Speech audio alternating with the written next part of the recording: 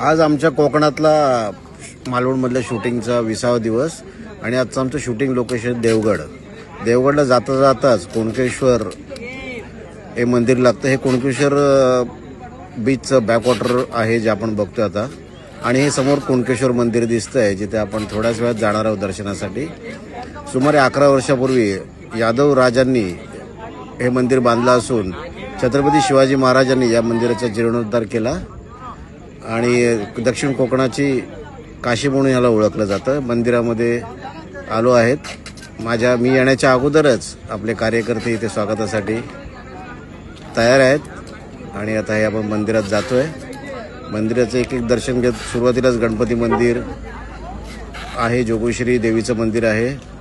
आता आपण मूळ गाभाऱ्यात म्हणजे जिथे आपलं स्वयंभू जे शिवलिंग आहे त्या दर्शनासाठी जातोय आणि आता मंदिराच्या गाभाऱ्यात आपण आता प्रवेश करतोय। मुखद्वाराला पाया पडून आपण मंदिराच्या गाभाऱ्यात प्रवेश केलाय आणि स्वयंभू शिवलिंगाचं हे पवित्र असं दर्शन घेऊन आता आम्ही फोटो पण काढलेले आहेत। कार्यकर्ते म्हणाले सर जर आपण फोटो काढून आम्ही परत देवगडच्या दिशेने निघालोय।